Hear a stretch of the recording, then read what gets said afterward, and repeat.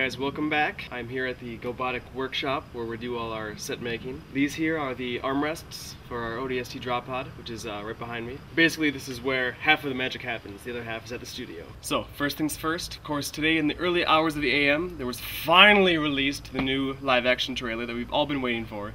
The one with the explosions and the gunfire and all that. It of course features Kat as she's carrying a nuclear device aimed at a Covenant battlecruiser. And this has caused a lot of people to speculate on the web on whether or not this battle actually takes place before the fall of Reach, because she does have her right arm intact.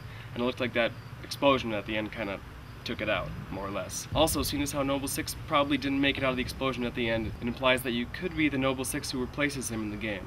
But also very importantly is this is the first live-action sequence ever we've actually seen a Spartan. We've seen it digitized many times, but this is the first time we've had actual real actors in the suits, and it was mind-blowing. Now, some of you may have thought the jetpack sequence was a little cheesy looking, maybe a little Buzz Lightyear-ish, but hey, nothing wrong with Buzz Lightyear. Toy Story 3 is amazing. So, moving right along, we still have a lot of work to do on our suits, and it's still probably the same old stuff. So of course we'll post when we have a major update. Although here is where the exciting stuff is going on. Let me show you around. Here's our armrests. Right now they're being clamped onto some insulation foam, and then we're gonna wrap our seaweed green cloth over it and stick it on.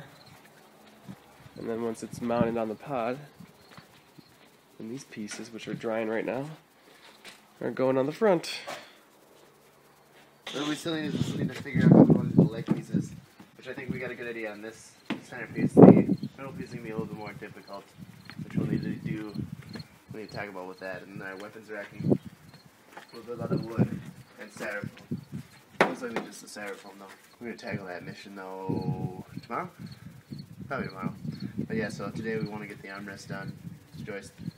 Pretty much just the armrest done, and then we'll also do the legs today.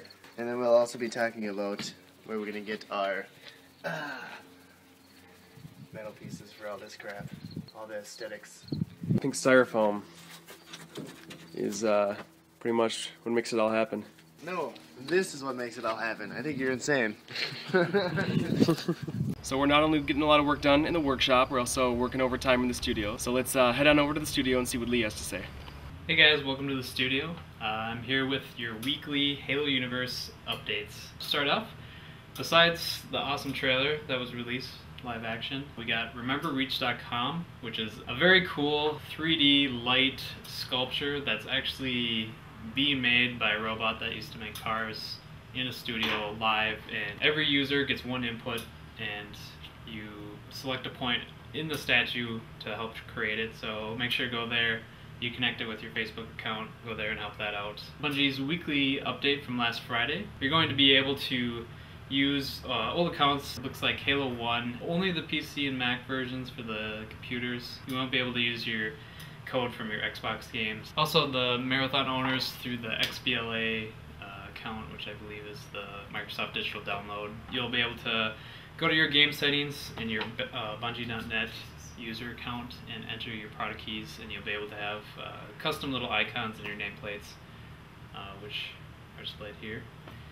And there's a bunch of other ones you can unlock through certain ways, through like your ODST game and earning achievements and other. They're going to have a couple other ones that they haven't released yet. In the campaign news, obviously they have a bunch of new firefight videos that you can watch online through the Bungie YouTube, and also Halo Waypoint. Kind of shows the gameplay, different firefight modes, stuff like that. You can check out the skirmishers and how they jump really high. It's pretty badass. It looks like they're having increased press releases, news websites, and allowing them to play certain campaign modes, certain missions. So if you really want to check those out, if you don't want to see too many images from the campaign, I would probably stay away. But if you can't resist, go check them out. They got like the sniper mission, the mission with the Warthog scene, and stuff like that. Games come from the Europe expedition. There's some videos online of the opening cinematic, which is pretty cool. You've seen most of it through the kind of like the trailers, but there's some new stuff there you can watch. Also, for the people that go beyond the games, 343 Industries has started to re-release their Halo books. They kind of re-edited them.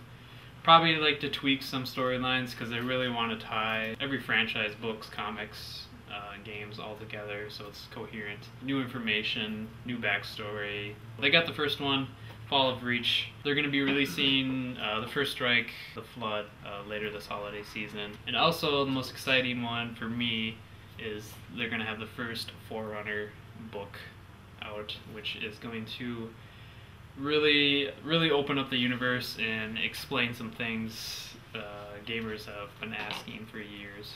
So, that's about all we have this week for our update. Remember that pictures of our progress will be posted to our weblog at downunderheaven.com, as well as anything else we find out about Halo Reach. Now remember, we only have 2.5 weeks till Reach comes out, so everyone who's making suits for the launch, good luck, and we'll see you next week. Oh, I can finally take the shirt off. Oh, it's so hot. Black was a bad choice today.